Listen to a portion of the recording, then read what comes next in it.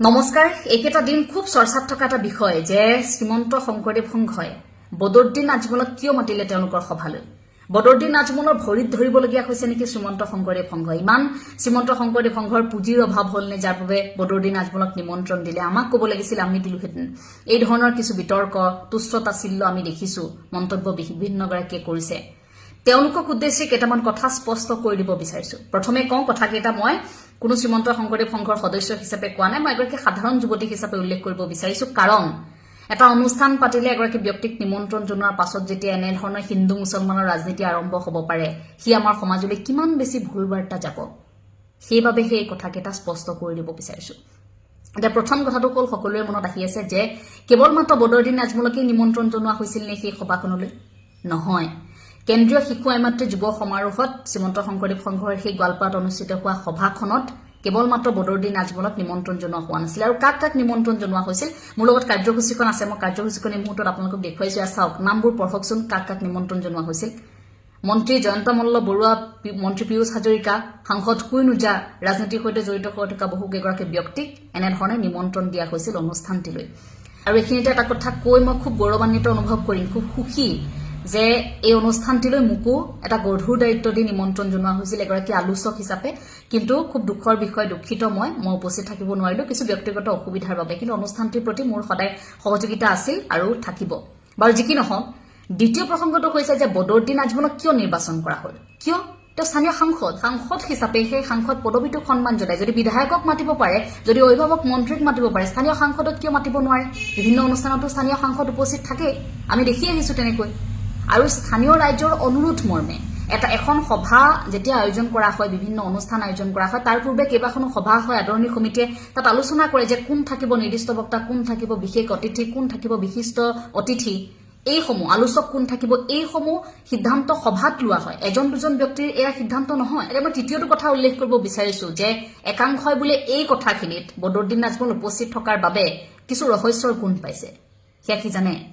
মুছলমান, হিন্দু মুছলমানৰ ৰাজনীতি। বদৰুদ্দিন আজমল মুছলমান হোৱাৰ বাবে তেওঁলোকে অকণমান অস্বস্তিত পৰিছে। কোনসকল পৰিছে? গুড়া হিন্দুত্ববাদী একাংশ। গুড়া হিন্দুত্ববাদী একাংশ নেতাই বদৰুদ্দিন আজমল তাত উপস্থিত হোৱাটো একেবাৰে হজম কৰিব পৰা নাই। কিয়? বদৰুদ্দিন আজমল মুছলমান হোৱাৰ বাবে। শ্ৰীমন্ত শংকৰদেৱ সংঘত এনেধৰণৰ ভেদাভেদ নাই আৰু ভৱিষ্যতেও নাহে। কাৰণ জগতগুৰু শ্ৰীমন্ত শংকৰদেৱ গুৰুজনাই আমাক জাতি, ধৰ্ম, বৰ্ণ, ভাষা নিৰ্বিশেষে এক হ'বলৈ শিকাইছিল।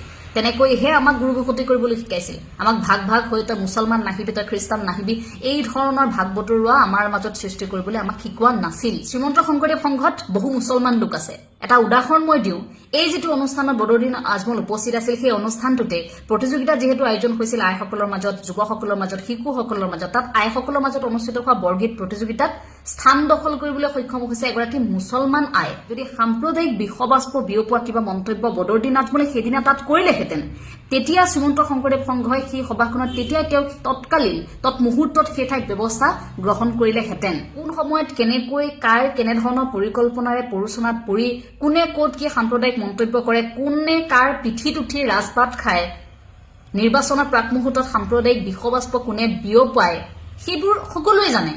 ইমান সৰু কথা এটা ইমান বহল কৰাৰ, ইমান বিতৰ্ক কৰাৰ কোনো প্ৰয়োজন নাই। এতিয়া চতুৰ্থটো প্ৰসংগ হৈছে য'ত কৈছে দান বৰঙণিৰ কথাটো, যে শ্ৰীমন্ত শংকৰদেৱ সংঘই দান বৰঙণিৰ বাবে বদৰুদ্দিন আজমলক তালৈ নিমন্ত্ৰণ দিলে। কিয়? আপোনালোকে বিভিন্ন অনুষ্ঠান পাতিলে টকা পইচাৰ বাবে, টকাৰ লোভত কাৰোবাৰ পৰা কিবা এটা সহায় পাম বুলি আপোনালোকে অতিথি মাতে নেকি? তেনেকৈ বাছি বাছি মাতে নেকি? আমুকক মাতিলে ইমান টকা দিব, তামুকক মাতিলে ইমান টকা দিব, তেনেকৈ মাতে নেকি? প্ৰধানমন্ত্ৰীগৰাকীক যেতিয়া অনুষ্ঠানলৈ নিমন্ত্ৰণ জনোৱা হয়, প্ৰধানমন্ত্ৰীগৰাকীয়ে টকা দি থৈ যায় নেকি? মুখ্যমন্ত্ৰীগৰাকীয়ে অংশগ্ৰহণ কৰা প্ৰতিটো অনুষ্ঠানতে মুখ্যমন্ত্ৰীয়ে টকা দিয়ে নেকি? উপায়ুক্তগৰাকীয়ে অংশগ্ৰহণ কৰা বা আন আন ব্যক্তিসকল, সমাজত প্ৰতিষ্ঠিত একাংশ লোক বা উচ্চ আসনত থকা একাংশ লোকে আপোনালোকৰ অনুষ্ঠানবিলাকত যেতিয়া অংশগ্ৰহণ কৰে, প্ৰতিগৰাকী ব্যক্তিয়ে আপোনালোকক টকা দি থৈ যায়নে? শ্ৰীমন্ত শংকৰদেৱ সংঘই পুঁজিৰ বাবে আজিলৈকে কাকো নিমন্ত্ৰণ দিয়া নাই আৰু ভৱিষ্যতেও নিদিয়ে। একাংশ কৈছে যে আপোনালোকৰ যদি পুঁজিৰ অভাৱ হৈছিল, আমাক ক'ব লাগিছিল, আমি দুটকামান দিলোহেঁতেন।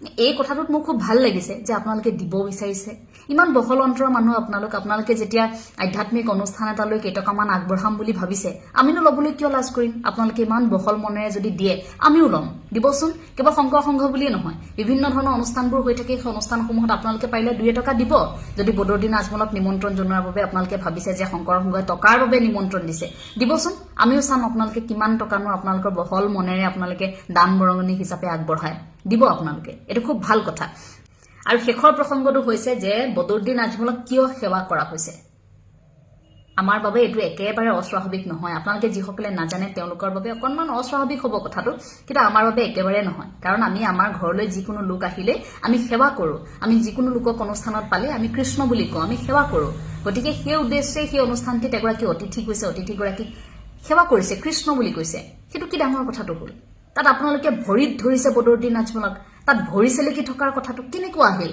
এই বিষয়টো আপোনালোকৰ মনলৈ কেনেকৈ আহিল ইমান বেছি মানুহৰ চিন্তাধাৰা নিজ হ'ব পাৰেনে আপোনালোকে কোনো বিষয় এটা নজনাকৈ কেনেকৈ এটা আধ্যাত্মিক অনুষ্ঠান চলি থাকে তেওঁলোকৰ নীতি নিয়মবোৰ পৰম্পৰাবোৰ নজনাকৈ আপোনালোকে কিছুমান কথা ওপৰতে কৈ দিয়ে কেৱল মাত্ৰ বা লোৱা স্বাৰ্থ আৰু বদৰুদ্দিন আজমলক তালৈ মতা হৈছিল সেই বিষয়টো ঠিকেই চালে তাত যে 3টা দিন ইমান সুন্দৰকৈ অনুষ্ঠান হ'ল সেই বিষয়টো আপোনালোকে নেদেখিলে তাত যে এই কণমানিৰ পৰা এই 5 বছৰীয়া 6 বছৰীয়া কণমানিয়ে কান্ধত খুলটো লৈ তাত খুলবাদ্য প্ৰদৰ্শন কৰিছে আইসকলে দিনটো ব্যস্ত হৈ থাকে তেওঁলোকে ৰচনা প্ৰতিযোগিতা তেওঁলোকে কবিতা আবৃত্তি তেওঁলোকে বক্তৃতা তেওঁলোকে দিহানাম থিয়নাম এই সমূহত অংশগ্ৰহণ কৰিছে সেইবোৰ আপোনালোকৰ চকুত নপৰিল তেওঁলোকক প্ৰশিক্ষণ দি তেওঁলোকক প্ৰতিযোগিতাৰ মাজলৈ আগবঢ়াই দিবলৈ শ্ৰীমন্ত শংকৰদেৱ সংঘই যে এখন মঞ্চ দিছে সেইবোৰ আপোনালোকৰ চকুত নপৰিল শিশুসকলক যে এখন মঞ্চ দিছে যুৱক যুৱতীসকলক যে এখন মঞ্চ দিছে সেই আপোনালোকৰ চকুত নপৰিল আপোনালোকৰ দৰে একাংশ লোকক কলিজাটো যদি কোনোবাই ভাজি খুৱাই দিয়ে তেতিয়াও আপোনালোকে ক'ব যে নিমখ অকণমান বেছি হ'ল কলিজাটো এনেকৈহে ভাজিব লাগিছিল